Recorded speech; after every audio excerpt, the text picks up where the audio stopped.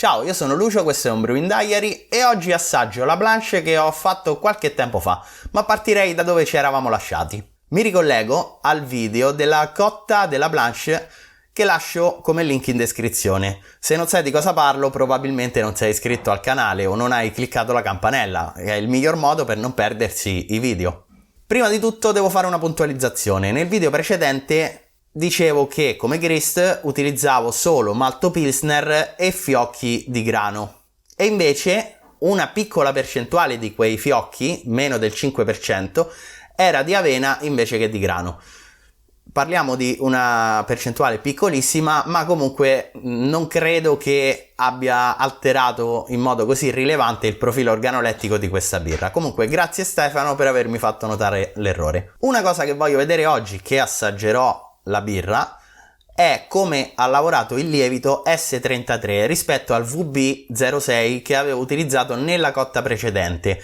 Infatti quella volta il lievito aveva prodotto un sacco di esteri e in complesso l'avevo trovato molto difficile da gestire, mentre l'S33 mi è sembrato più facile, anche se l'ho inoculato a 30 gradi invece dei classici 25, quindi vorrò vedere quanti esteri ci sono. Comunque, a prescindere dal lievito, almeno per me questo è uno stile abbastanza difficile, quindi metto le mani avanti sulla buona riuscita di questa birra. Per la fermentazione ho tenuto la birra 10 giorni, partendo da 18 gradi e salendo fino a 21 per far riassorbire il diacetile, e ho winterizzato per 4 giorni a 8 gradi. Purtroppo la mia camera di fermentazione, almeno in quel periodo, non riusciva ad andare sotto gli 8 gradi.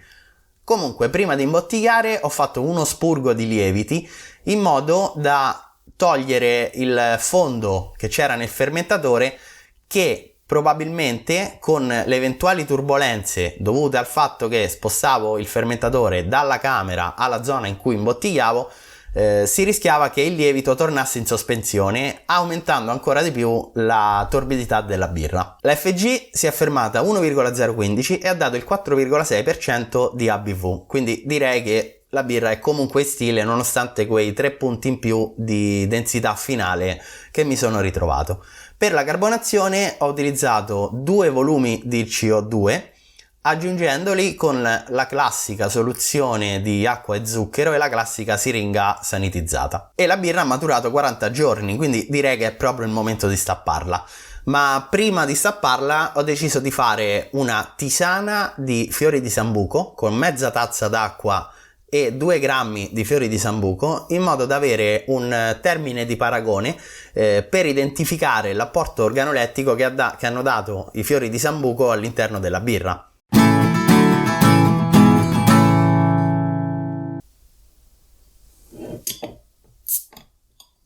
Bene, quindi inizierei dalla schiuma, che è decisamente bianca, a bolle un po' grossolane, e la schiuma è abbondante e abbastanza aderente al bicchiere, anche se si crea un buco in mezzo alla schiuma nel bicchiere.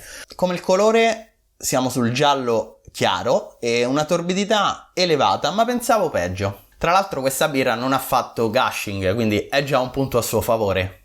Al naso arriva tutto ciò che c'è nelle classiche Blanche, quindi abbiamo il panificato, quel sapore un po' di farina, un po' di grano e quei sentori di frutta sull'acidulo, quindi sicuramente c'è la scorza d'arancio e si sente.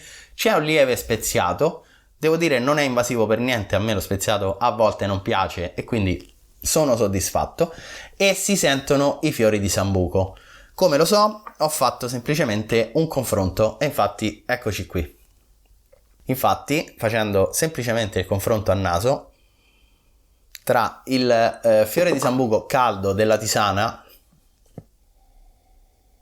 e il fiore di sambuco freddo del bicchiere, questo si può sentire, arriva. Quindi ho usato 13 grammi in totale, mi sembra, di fiori di sambuco, e direi che la dose è abbastanza giusta, perché comunque si sentono i classici sentori della Blanche e il fiore di sambuco non li copre in tutto. Forse abbasserei un pochino, ma neanche troppo. In bocca il corpo sembra medio basso, e c'è anche quella cremosità data dai cereali non maltati. La secchezza non è proprio evidente, poteva essere un po' più secca, e poteva anche essere un po' più carbonata. Devo dire che forse mi sono tenuto un po' basso con lo zucchero di priming, però godibile. In bocca non credo di sentire difetti come prosciutto o sedano, cose che di solito il BJCP evidenzia come difetti, giustamente. Sento un lieve acidulo e c'è sicuramente il dolce dei malti. Al retroolfatto si sente l'arancia, anche se molto lieve, e anche i fiori di sambuco sono presenti. E anche qui faccio la prova con la mia tisanina.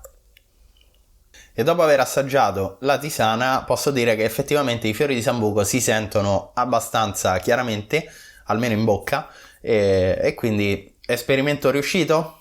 Probabilmente sì. E questo è tutto. Se il video ti è piaciuto lascia un like, se le blanche ti piacciono lascia un like lo stesso, iscriviti al canale se non l'hai ancora fatto e raccontami nei commenti se hai mai brassato una blanche e perché farlo o perché non farlo. Alla prossima!